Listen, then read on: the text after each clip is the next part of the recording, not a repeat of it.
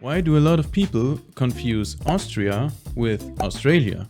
I mean, obviously, it's because the names sound so similar, right? Austria, where's that? With the kangaroos? Nah. But why do they sound so similar? The two countries are literally half a world away from each other, so how did they end up with names that sound so much alike? To answer this question, we need to take a look at the origins of the names of Australia and Austria. And we're gonna start out with the much older name, which is, of course, Australia.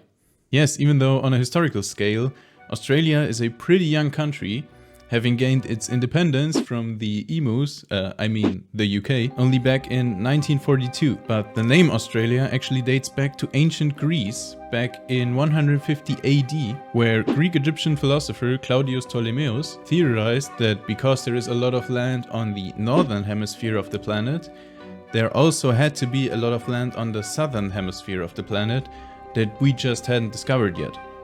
And he called this hypothetical landmass the Terra Australis Incognita, with terra meaning land, australis meaning southern, and incognita meaning unknown. So the unknown southern land.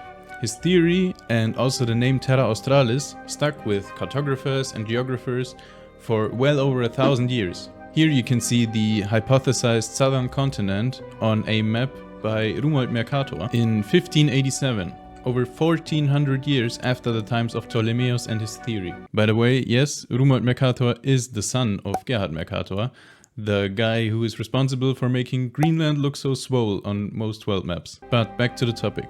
Cartographers remembered Ptolemaeus' theory about the southern landmass, but nobody really went looking for it until the 1500s, when the Age of Discovery came around, where seafarers from various European countries went around the world to discover new places, often much to the detriment of the people already living in those places. But in this time period, in 1606, a Dutch explorer, Willem Jansson, stumbled upon a place that, at least to Europeans, was new land, which was quite large and could therefore be the theorized Terra Australis. But the Dutch quickly named this new place New Holland, but they had no intention of settling it. So the British did so.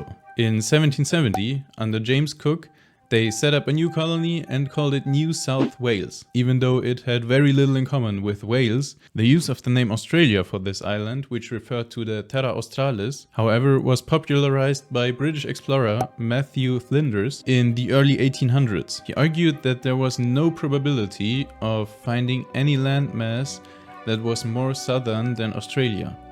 And he also stated that the name Australia was more agreeable to the ear than New South Wales.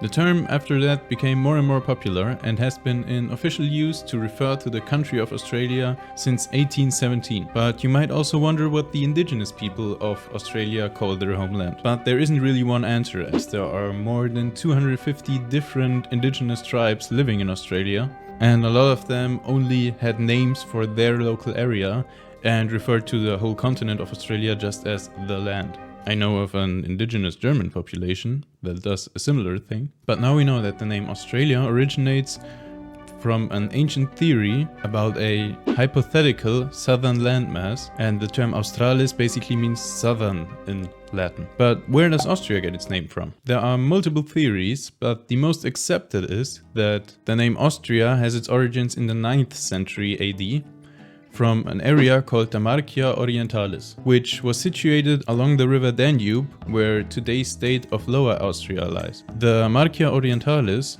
was a prefecture in the Duchy of Bavaria and was ruled by the dynasty of the House of Babenberg, which had this coat of arms, which if you're from Lower Austria you might recognize, because this later became the coat of arms of Lower Austria. Marcia Orientalis is of course Latin, and it means something like eastern borderland, because to the Bavarians this land was very much in the east of their territory. However, in 969, the Holy Roman Emperor Otto III wanted to donate some of the land of the Marcia Orientalis to his buddies over at the Abbey of Freising, as you do, and the document to do this was supposed to be in Old High German, so the name Marcia Orientalis had to be translated.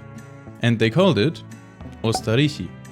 In case you're not familiar with the German language, Ost refers to east and Reichi or Reich refers to something like realm or later empire. Now this explains why Austrians to this day call their country Österreich, which is just the modern form of the term Österreichi. But how did we get the term Austria in the English language? Well, the term Österreichi or Österreich caught on with German speakers. And in the 11th century AD, the term was reintroduced back into Latin, but not by translating its literal meaning, which would be the Eastern realm, but by approximating the sound of the German word Österreichi. And so the Ost part of the word became Aust and Österreichi became Austria. Even in the Middle Ages, this has to have led to some confusions because, as you know, the term Auster refers to south in Latin, and now there's a word Austria, which refers to a country in the east. But the term Austria stuck and was eventually also introduced into the English language as Austria. Same spelling, different pronunciation. So to summarize, Australia gets its name from a hypothesized southern landmass, which was thought up back in ancient Greek times, and the term Australis means southern in Latin, which Australia definitely is when you look at a world map. And Austria gets its name from the Marcia Orientalis, which was translated into Old High German to mean Österreichi and then reintroduced into Latin where it became Austria, and then adopted into English as Austria, with the term Aust or Ost meaning east, which Austria kind of is if you only look at Western Europe. And the key factor which led to these two countries sounding so similar in their names was definitely the reintroduction of the term Österreichi back into Latin. So it's not that the two countries share an etymological origin, but more that they just arrived at a similar sounding name through historical coincidence. So if you're Austrian and the next time you hear an American tourist confuse your country with Australia, don't be mad at them, but be mad at Latin speakers from the 11th century AD. Thank you very much for watching till the end. I hope you enjoyed this video. This is my first attempt at making some actual educational geography content, where I just research up a topic or a question which I've had myself for a long time. Please let me know if you enjoy this type of content and subscribe if you want to see more of this. Also, if you have some questions about geographical phenomena that you always wanted to have answered, please leave them down in the comments and maybe it will be the topic of the next video. Until then, ciao.